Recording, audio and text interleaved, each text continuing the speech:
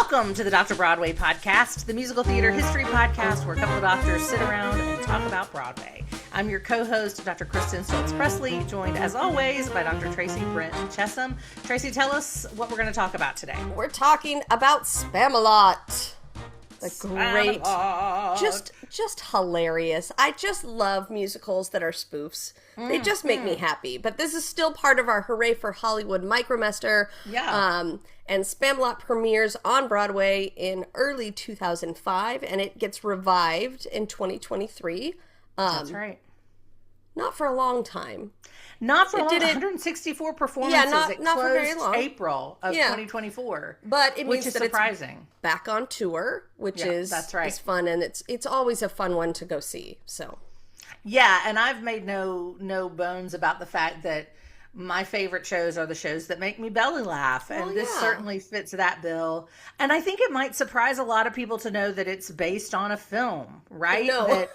Because we know the name Monty Python, but Spamalot isn't one of their films. So today we're going to unpack how we get from Monty Python to Spamalot. And it starts with this ragtag group of mostly British. There's 5 British comedians, 1 American comedian who formed this group called Monty Python. And we'll talk through their history a little bit, but probably the best known of the 6 is John Cleese. Yeah. John Cleese was an original member of Monty Python, best known for shows like Fawlty Towers. I mean, even after he was one of the first to leave when the group kind of began to go their separate ways. John Cleese was one of, if not the first to leave, but he gets great fame for another British television show, Fawlty Towers. He's in some of the Shrek movies, or his voice is rather. He's in the first 2 Harry Potter movies. Nearly Headless Nick. Nearly Headless Nick, exactly. He does a James Bond movie. He's in, wasn't he on that show, not 30 Rock, Third Rock from the Sun? Was that? No, that was John Lithgow. I'm thinking of the wrong guy. Different John. Nevertheless. Very, very similar. Yeah. I will give you. Yeah. So you'd probably recognize John Cleese if you saw him, if you don't know his name. But he was one of the original members.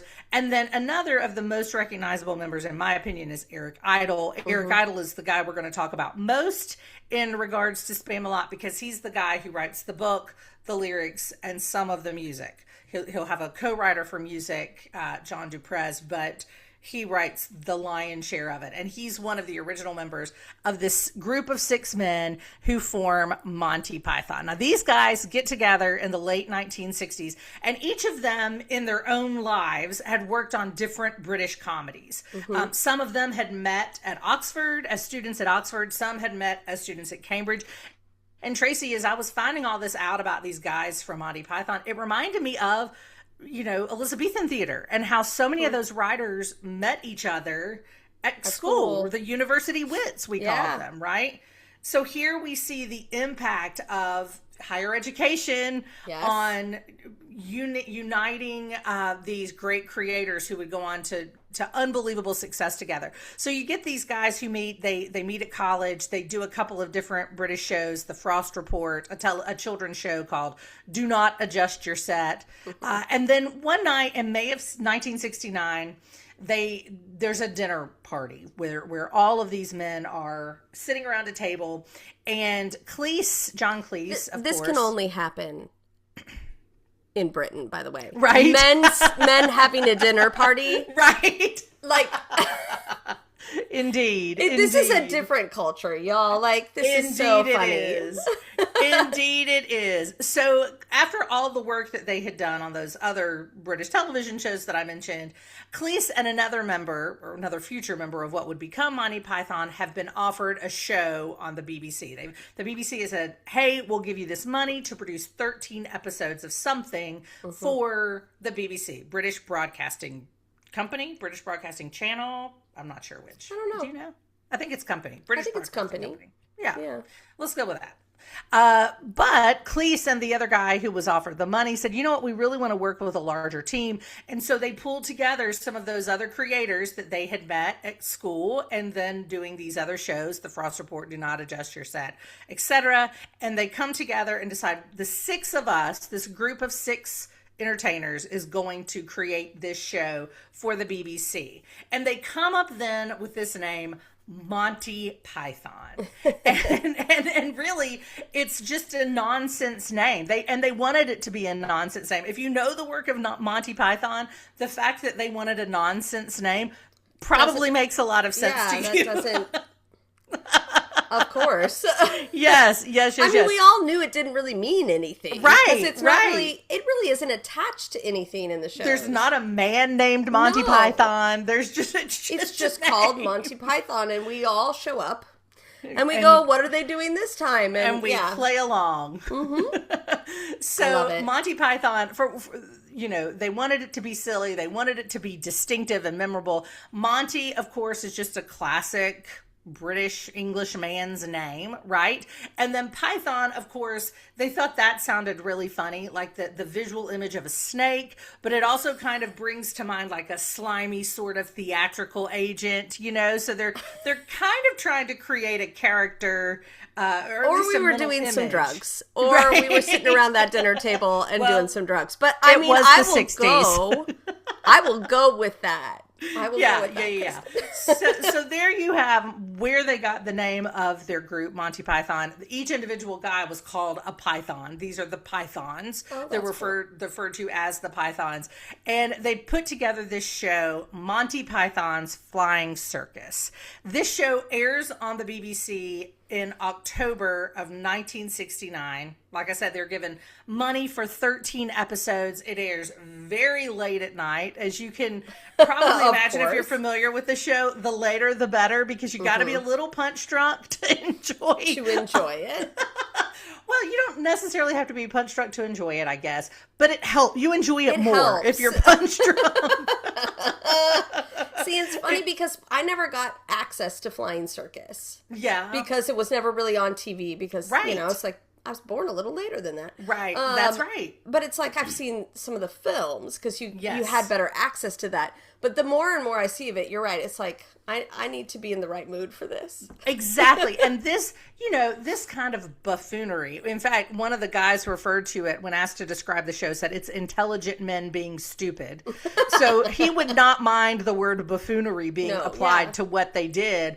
But that kind of buffoonery is right up my alley. And even still, when I watch some of those early Monty Pythons, I'm like, what are they even doing? Yes. It's like the first time that you see, at least in my experience, the first time I saw the movie Napoleon Dynamite back in 2001 or 2 or whenever it came out. And I was like, I'm sorry, what the heck just happened? What is going on? And then you see it the second time and it's like, and you're in love with it. Yes. It makes sense to you. But the first time you're like, wait, what? Kristin has a very unique sense of humor, y'all. Like, this is so you, though. And I'm not ashamed of that. I'm not ashamed of that. No, some of the recommendations I've gotten from Kristin, we've gone and watched, and I've been like, okay, this is funny. Don't get me wrong. But I mostly think it's funny because I can just picture Kristin laughing her butt off. Yes, I will admit to that for sure. But the point is, even though I am definitely a little sideways with my sense of humor, Monty Python is still an acquired taste for me. You know? No, yes, I will give you that. So. But for you those are the midpoint on this. That's right. That's right. But for those people who were watching the BBC around midnight in 1969 when this show premieres, Monty Python is the thing. Yeah. And it's almost instantly a massive, massive hit. They use the stream of consciousness style, which is something people had not really seen before. They hated punchlines, so sometimes they would just stop a sketch before a payoff ever really happened because they didn't want it to be like set up punchline, because if the punchline doesn't hit, then the whole joke falls flat. So it was very, very, very unique. They would use these bizarre animations as transitions between the different sketches. but it's enormously popular with the late night TV crowd in Great Britain at this time.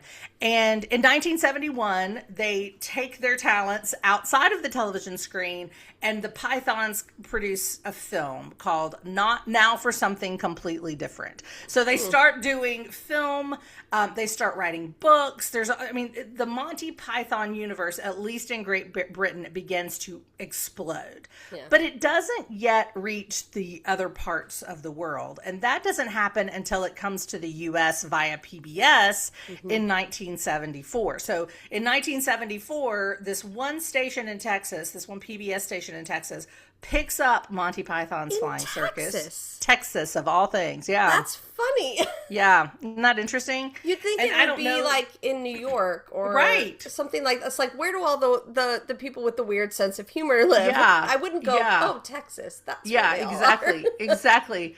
I wonder, excuse me, I wonder if there was like some British national who was running a state. Who knows? You have to do this. Yeah. It's the best. Well, it paid off, whoever it was, and for whatever reason they picked it up. It pays off because the next year, after it starts on that one PBS station in 1974, they come out with their first big feature film. So they had done Now for Something Completely Different, but this was on a different scale, and that is the iconic Monty Python and the Holy Grail, which premieres in 1975. Clip, clop. Yeah, exactly. Where they don't have the money for horses, so they use coconuts to yes. clip, clop, clip, clop. Exactly. Now, this is a very low budget film, in spite of the fact that it's lived in infamy ever since it came out. But believe it or not, the money for this film was put up by rock bands like Led Zeppelin and Pink Floyd. Is that not wild? Gets weirder and weirder. It does and get like, weirder. What was going on in the background here, guys? Let me just tell you.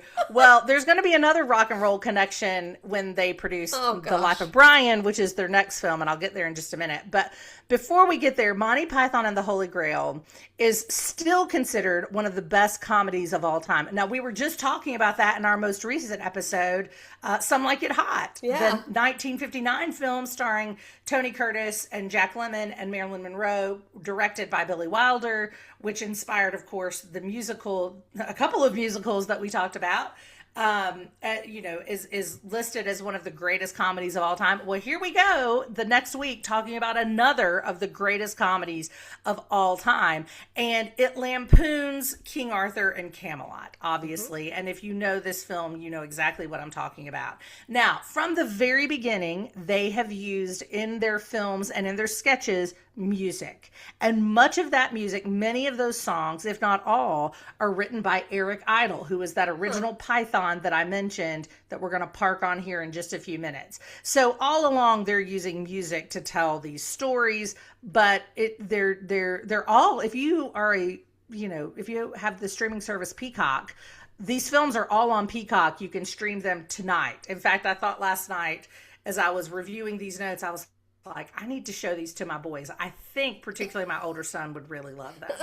And they're all on Peacock. I know. Oh my goodness. So you can see them there. So after they lampoon King Arthur and Camelot in Monty Python and the Holy Grail in 1975, they decide, why don't we lampoon the New Testament? And so that's when they come up with Monty Python's Life of Brian, which premieres in 1979. Now, it's interesting because, they're lampooning the New Testament. It made me think of Jesus Christ Superstar, right? Which is not a lampoon necessarily of the New Testament, but it's still looking at it from a different perspective. And that was, that premiered on Broadway in 1971, I believe. October of 71 is when it hits first, I think, around then. And so that, it just, in the 70s, they were just kind of reimagining everything. Yes, everything. Exactly. So The Life of Brian is their third film. And I mentioned another rock star being involved in funding. This film was, I think they had some funding. It just about falls through. Somehow George Harrison of the Beatles gets a copy of the script. And it's like, this is what the world needs. That's right. And he's like, this is what I want to spend my millions of dollars on. And that's actually what happens. He gets a copy of the script. He says he falls out of bed laughing while he's reading it. And he mortgages his estate to come up with the $4 million to make the movie. Oh my goodness. And he says, I want to see this film, so I'm going to pay to have it made. So again, and this George Harrison connection is going to come up again. Then in 1983, they produce Monty Python's The Meaning of Life, which is their last hurrah as a group, and they go their separate ways. There is some, as often is the case, I mean, ABBA splits up around this same time. There is, tension in the group. There always is tension in these groups. And so there was tension amongst the members. And so they go their separate ways. They pursue their separate projects. John Cleese had left, I believe, in the 70s. So he had been gone for a while, but the others had remained. So how do we get from Monty Python's The Meaning of Life in 1983 to Spamalot? Well, I've already mentioned that Eric Idle had been the guy who'd written a lot of the music for Monty Python. And in the late 1990s, he was one of those guys who he shows up as a bit actor in a lot of films. Everywhere. Yes. We were just at Epcot. And we were riding the Imagination ride, the one with Figment, the dragon. Yes, that's right. And he's like the doctor in that. And it was like, what is going on? And there's all these weird homages to Monty Python in that ride that you don't even realize unless you're like really paying attention. Yeah. But it's like, what? They were just so random, like where he shows up. He showed, and I think I first encountered him in the mid '80s in National Lampoon's European Vacation. Yeah. Because Clark Griswold hits him with his car in London, and he flies over, and he's like squirting blood everywhere, and he's like, "Oh no, I'm fine, mate. I'm fine." It's only a flesh wound. That's right. I mean, it's kind of like, I get it. Borrowed from Holy Grail. Yeah. So he is a guy that if you don't know the name Eric Idle, you would certainly recognize his him face. When you see him. Yeah. But he'd been toying for a long time with the idea of writing a musical. He'd written music all along for Monty Python, and it's in the late 1990s that he starts to think, what if I use some of that Monty Python material to produce a musical? So this is, bandying about in his head, and then in 2002, is when he really gets the kick in the pants that causes him to start trying to move the ball down the field. It was in 2002 when all but one of the 5 surviving Pythons, so John Cleese was gone, not participating with them. One of the other Pythons had died of cancer in the late 80s, but the others get together, and there's 4 of them who get together for a tribute to our friend George Harrison, who had produced Life of Brian. And George Harrison dies in 2001, so in 2002 there's this concert for George. And the Pythons come together, and they perform one of their iconic numbers at that concert. It's called the Lumberjack Song, which was a favorite of George Harrison's. And Tom Hanks steps in for John Cleese. There we go. Believe it or not. And the Pythons who perform that Lumberjack Song in concert for George get an unbelievable reception. So this concert's recorded in November 2002. It's then put out on DVD. It becomes available to the public in 2003. And it was the reception to that caused Idle to think, you know what? I probably need to make this happen because people are hungry for the work of the Pythons. And it's a study in timing, right? Yeah. This is 20 years past. We talk about the miracle of 20 years. This is about 20 years past Holy Grail premiering, right? We're almost exactly at that moment. 20 years is when past Mamma Mia, or ABBA breaking up is when Mamma Mia hits it. And one of the things that Idle points out, and he's so smart to do it, was that now the people who loved Monty Python 20 years ago are theatergoers, right? They're not just, college students up late at night. Who have no money. That's right. And now they're theatergoers. And that was the same rationale that the creators of Jersey Boys used, right? When they were coming up with, you know what? The people who love this music are now theater goers. Let's give them what they want to see. Yeah. And that's exactly the rationale that Idol realizes, you know what, now's the time to do this, because suddenly those guys that we were entertaining when they were, hungover and eating pizza in their dorm rooms or whatever, now they have the means to buy a theater ticket. Let's see if they will. And so, of course... And you've also got to think about it's not just in London. This is right. That's for so long this was a phenomenon in London, and it just kind of shows you. We talk about this a lot in classes. It's just the fact that the United States is still so seeped in British history that things transfer to us well. Sometimes they hit at the same time, and sometimes they don't. But even when you come to something like Monty Python, it doesn't really get going for us until the 80s. Yeah. After they're done. Yeah. And so then, it's able to kind of pick itself up and start running again. And I always just think it's really funny because it's like, okay, now we do have a much bigger market. Especially when you do something like the concert for George Harrison, and that's worldwide, and everybody is going crazy for this. And it's like, okay, we need to capitalize on this moment now. Yeah, and again, it is a pattern that is repeated with Mamma Mia, because something very similar had happened with ABBA, where, ABBA splits up in the early 80s. They never had great acclaim in the U.S., but in the early 90s, ABBA Gold hits, the album ABBA Gold. Yeah. Which is like all their biggest Costco, hits. Right? Yeah, that was exactly. It's like all their biggest hits. And you also have movies, 2 Australian movies in particular, that use the movies of ABBA in the mid-90s. That's Muriel's Wedding and Priscilla, Queen of the Desert. Is that it? Priscilla, Queen of the Desert? Is that Priscilla. Right? Yeah. Queen. That's the title, right? I don't want to get that wrong, but yeah. So we have those 2 also Australian films. Yes, that's right. But they suddenly, ABBA is back in the consciousness. Yeah. And now it's like, okay, what can we do with this to feed this appetite? Again, and that's nostalgia is a big deal. Bingo. We've talked about that so many times. But Eric Idle is having these, going through this same thought process of, okay, there is an appetite for this. How am I going to feed it? Yeah. And so he pulls in his buddy, John Duprez. John Duprez is a composer who had written the music for, co-written the music for The Meaning of Life, which was the final Monty Python film. So Idle had done the lyrics, but he brings in John Duprez to help him with writing the music. And they come up with some different songs, and they pull, I think, 3 songs from the film Holy Grail, and they work up some additional song, and then they send those to the Pythons and say, what do you think if I do this? And the Pythons were fine with him pursuing this musical idea, but they agreed they didn't want it to be just the Holy Grail. Like, don't just adapt. Make it your own. That's right. They changed it up a little bit.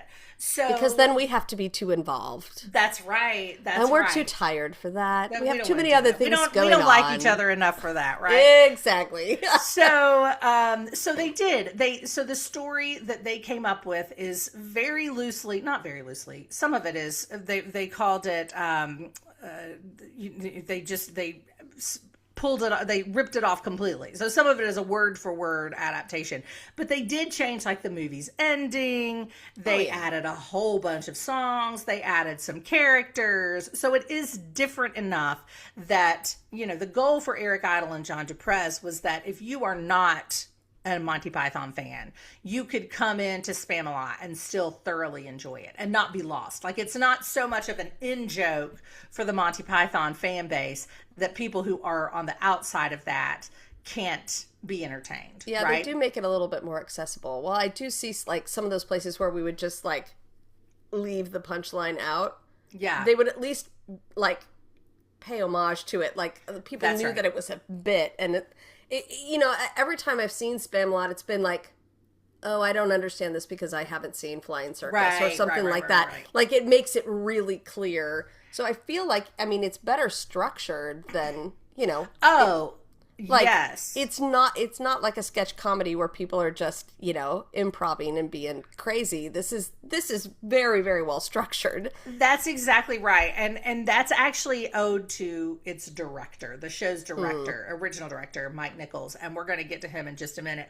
But for those who don't know, Spamalot is from, the title rather, Spamalot, is from a lyric in Holy Grail. There's a song, the Camelot song, sung by the Knights of the Round Table in Monty Python and the Holy Grail. And they sang, "We dine well here in Camelot. We eat ham and jam and Spamalot." And so he pulls that word Spamalot out of that lyric that he had written, 30 some years earlier. And Spamalot becomes the title of this project. Now, Duprez and Idle had tried to write musicals before this, and nothing had ever taken off. And so this was really their big moment to give it a go. And so once they have something, a draft that they think is workable, Eric Idle calls his good buddy Mike Nichols. Now, Mike Nichols is a name that longtime theatergoers will know and be very familiar with. He is an EGOT director of stage and film. EGOT, of course, meaning he's one of 21 people on the planet to have won the Emmy, the Grammy, the Oscar, and the Tony. So this is a very elite group of entertainers, and he is one of them. Mike Nichols gets his start as a comedian. He performs very famously with Elaine May. They're Nichols and May, the comedic team. Then he starts directing on Broadway in 1963. He directs Neil Simon's Barefoot in the Park, and he continues directing Neil Simon's work. Yeah, so he's like a Neil Simon guy. And he is a play guy. I mean, he doesn't, structure. he does structure. Right. He does not, that's right. He does not really barter in musicals all that much until down the road a little bit. So he continues to direct works primarily by Neil Simon, but also others. And he directs films like Who's Afraid of Virginia Woolf and The Graduate and later The Birdcage. So this guy... Love that this guy has some heft, right? I mean, he's unbelievably talented, unbelievably accomplished. In addition, like I said, he hadn't directed many musicals, but he had produced a number of them, including Sunday in the Park with George, Into the Woods, and Passion. So he'd worked a lot with Stephen Sondheim. But when Idle asked him to direct what would become Spamalot, Mike Nichols was immediately like, I'm not interested. These guys had been friends forever. They traveled together with their wives. They were very, very close friends. But Mike Nichols was like, I do not have any fun with musicals. So no. I'm not None doing of this is it. fun. I don't like it. I'm not interested. But Idle said, listen, this is the moment when Holy Grail fans are starting to go to the theater. And, those Holy Grail fans are suddenly right in the prime of their lives, right in the demographic that's best known for going to see Broadway shows. And so Idle convinces him that is, now is the moment. He gives him a script. Mike Nichols reads it. And after he reads the script, he's like, well, I have to do it because it's so entertaining. But it was Mike Nichols who said, listen, people come to the theater and they expect you to tell them a story, not a sketch. Yep. They don't want to see a series of sketches. They want a story. So it was Mike Nichols, the director, who is the brain power behind the fact that it became, though a very thin plot, it nevertheless is a continuous plot. Right? And that's a big change from the films. That's a big change from Monty Python's Flying Circus, where everything was sketch. Yeah. Right? And that's owed that's to what the films Mike Nichols. feel like, too. Yeah, exactly. That doesn't feel to me like a well-structured movie. It's a bit, not at all. And that's what you need it for. Not at all. Now, one of the reasons why they were so confident that this could play is, again, nostalgia. Remember, this is the early 2000s. This is 2003-ish when they're talking.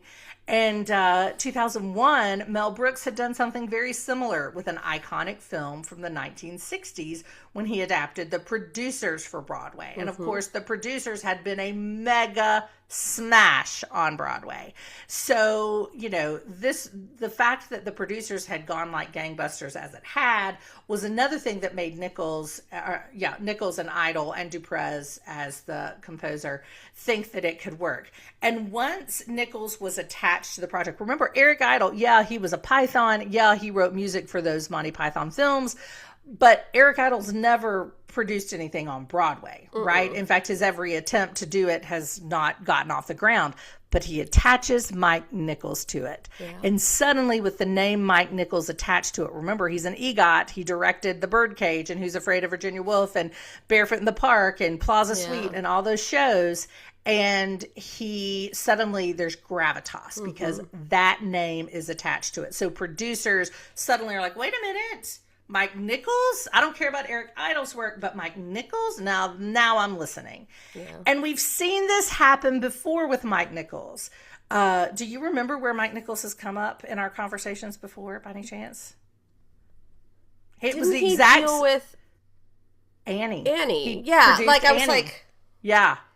Yeah, it's Goodspeed. That's exactly right. And it was the exact same situation where, Nichols had been directing and had great success, but he wanted to get into producing. And as soon as they attached, brought to you by Mike Nichols That's right. on the show card, it was like, okay, now this is a show we can get behind. Yes. Exactly Annie the same season thing. 1, our longest podcast to date.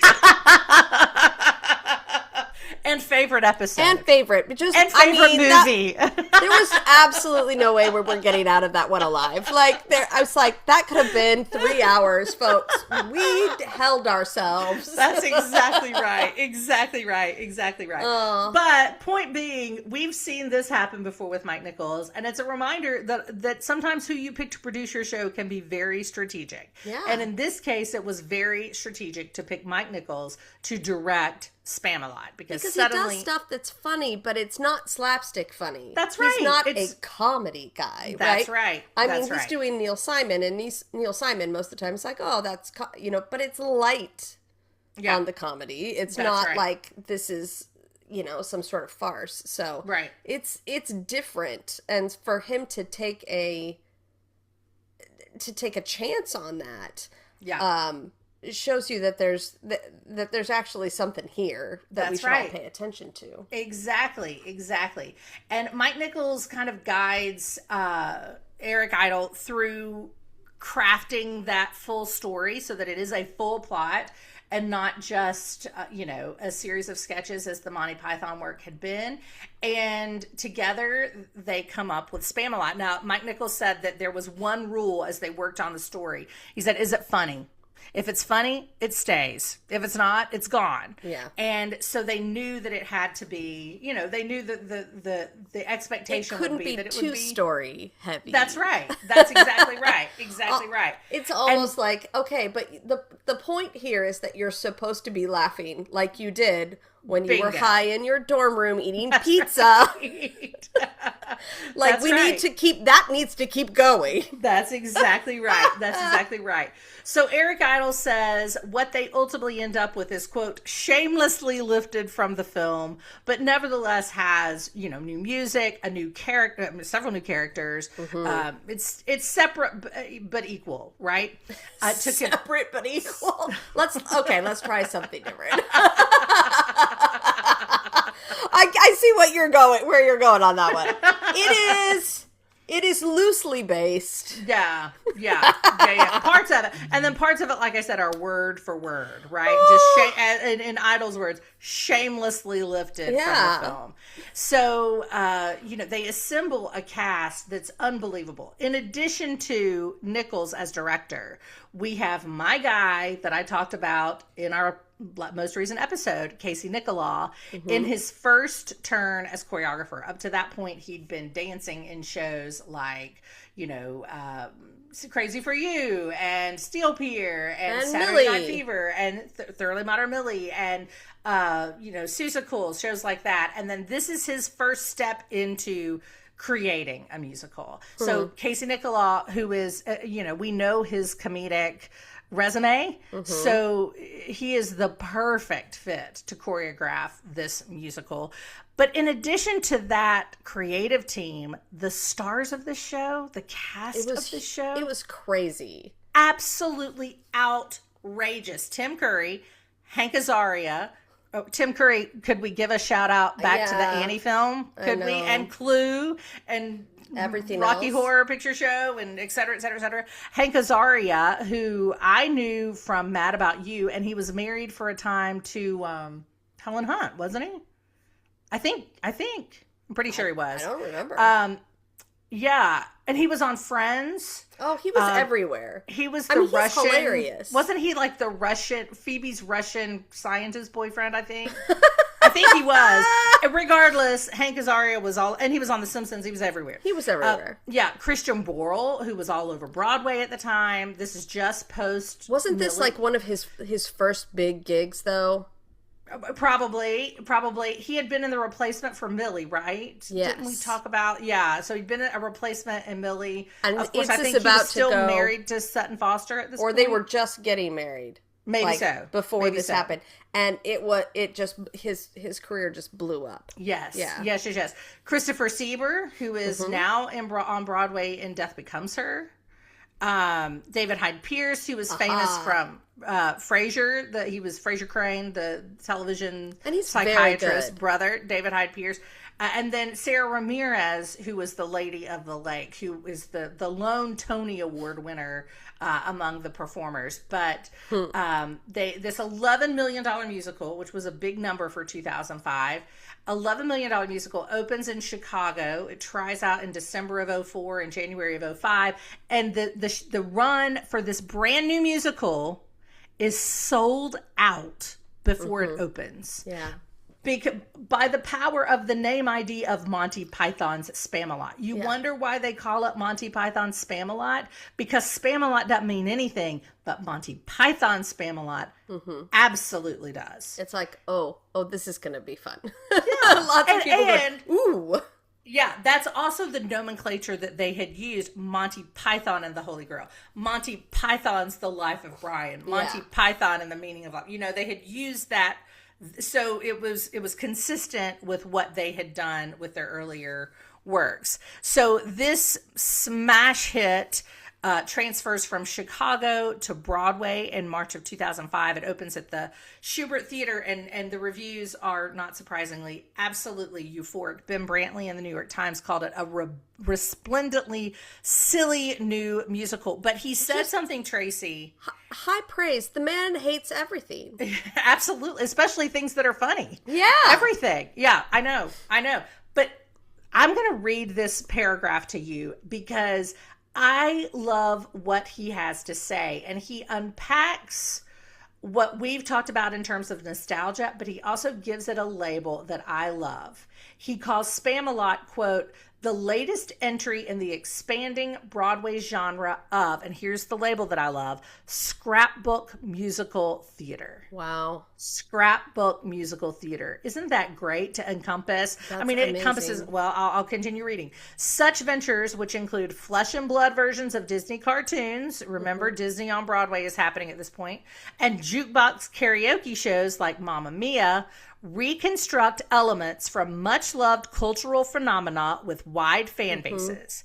Only rarely do these productions match, much less surpass, the appeal of what inspired them. Generally, they simply serve as colorful aides memoire for the pop group, television show, or movie to which they pay tribute.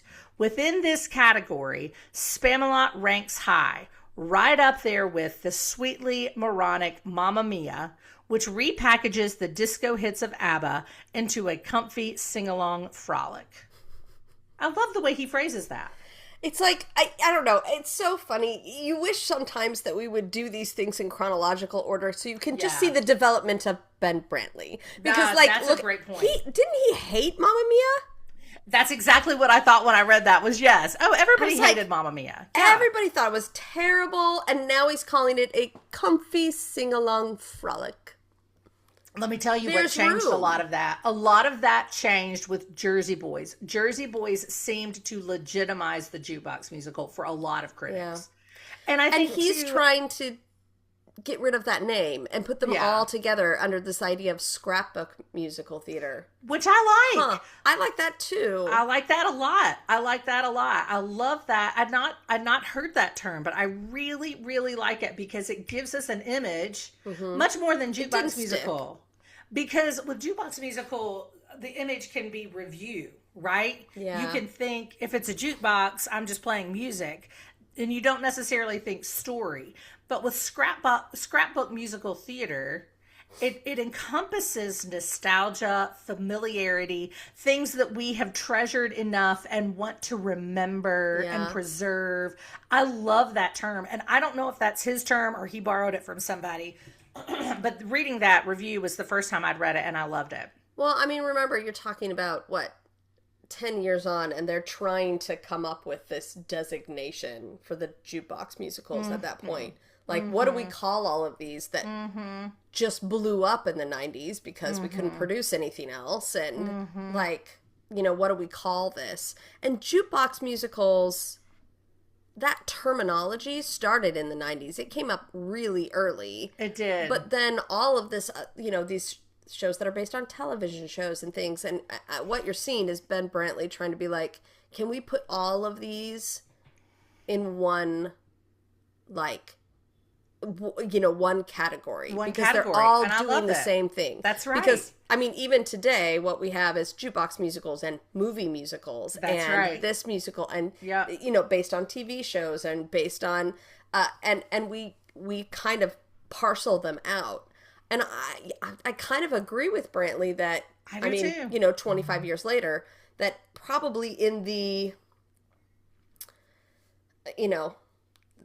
future, when we look back at this area, we probably won't just call them jukebox musicals. We'll probably look back and say these are all operating the same way. They should have their own designation. Right. Yeah. That's right. And I had not thought of that, and I love it because so many people take jukebox musical as a pejorative. I don't, because I like a lot of them. Yeah. But a lot of, especially creators, take it as a pejorative. So I have to be very careful when I'm speaking about a musical, because there are some creators who are deeply resistant to the term jukebox musical. Yeah. Or movie musical, like that. That one tends to set people off too. Right. But the fact remains, he really captures why it works. Scrapbook musical theater. If you just take 2 seconds to unpack in your brain what a scrapbook does, then you can understand that this genre is doing the same, whether they're calling upon beloved films or calling upon beloved books or song catalogs, whatever it might be. I love that phrase. So I thought it was worth putting into the record here on the Dr. Broadway podcast. I love it. So with a review like that, how could it go wrong? The show is a massive hit. It's nominated for 12 Tonys. It only wins 3, surprisingly, but they're 3 pretty big ones. One is Best Musical, of course, so that's the biggest of them all. Then, like I've already said, Sarah Ramirez wins for Featured Actress as Lady of the Lake. Which is hilarious, because none of the men win. That's right. None of them. There's just too many of them. They had to split the vote. And then direction of a musical. I'm sure Mike Nichols was glad he finally said yes to his friend Eric Idle, though they very famously had some pretty combustible arguments during the development of the show. But they say, when I didn't spend a whole lot of time on that because they both dismiss it.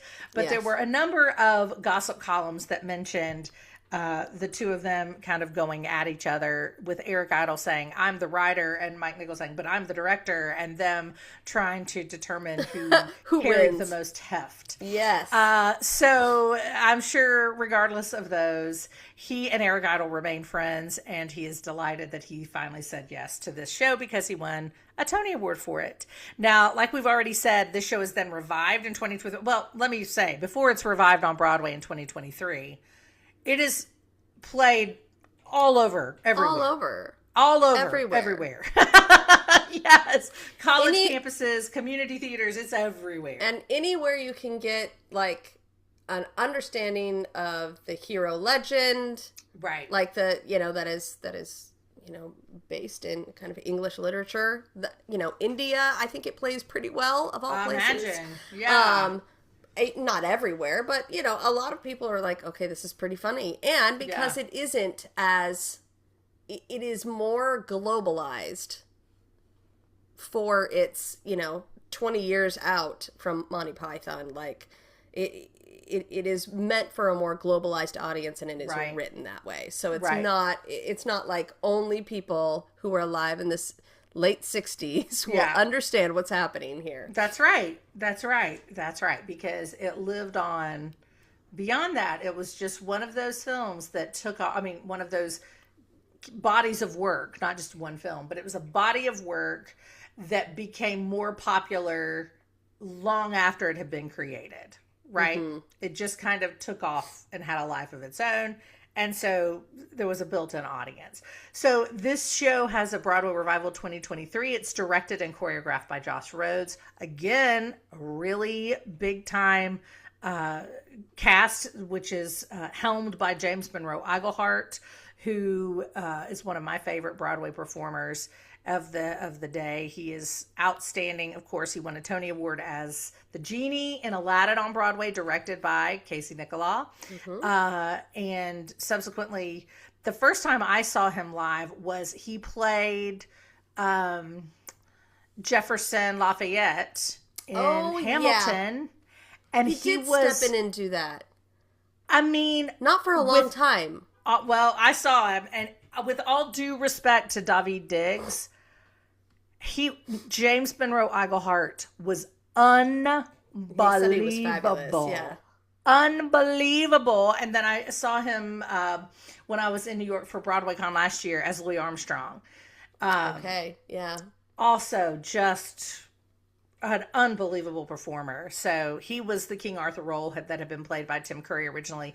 Leslie Rodriguez Kritzer, who had been in the cast of Beetlejuice, is the Lady of the Lake. She actually is nominated. The only nomination for a Tony Award for this production was Kritzer. She doesn't win, but nevertheless is the only nominee. And then Ethan Slater, of course, SpongeBob SquarePants, who is more recently known to film lovers as Bach in Wicked. So this revival runs for 10 days at the Kennedy Center in Washington, D.C. in May of 2023, and then opens on Broadway in November of 23, but closes very quickly after. It only runs for 164 performances and closes in April of 2024. So this is the time where we ask that question. Yeah. Why here? Why now? Why? Yeah. Why did they think that this was primed for 2023? I don't know. And was it? I'm not sure that they were right. And what's interesting is it again got very warm reviews. Surprisingly, it's a good warm. show. It's a really funny show. I don't know. You think about 2005. Again, it's still post 9/11, War on Terror, that kind of thing. So going to the theater and just laughing your head off is just what the doctor ordered for many, right? So how is the culture different in 2023? 4 years after 9/11. Yeah. And then you come here, it opens in what? 2023. November. So this is really the first year that we're all allowed out without any, we don't need to worry about the masks anymore. Yeah. We don't, it's the first time we're ever really allowed to, move in the world as we did before. Right. Was it just too early? I don't know. Were we not ready? It never ready? found its audience. I looked at the box office grosses, and there was never a 101% capacity. It was 79%, 56%. I mean, it just never found its.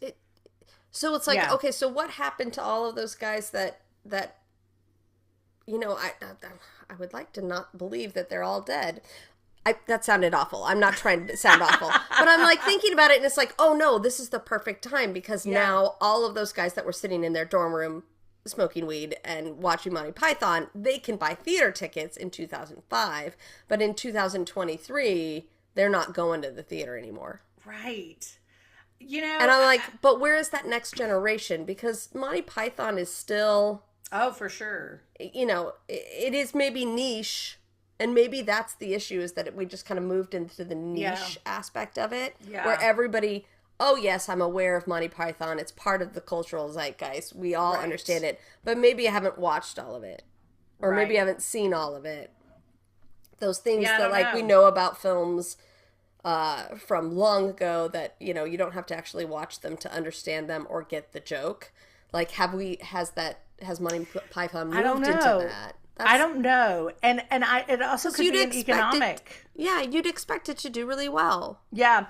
It could be another victim of the new Broadway economy where it's just so expensive to run a show that unless you are doing 101% kind of house, you can't keep it going. I mean, I don't know. Well, and James Monroe Iglehart is so good.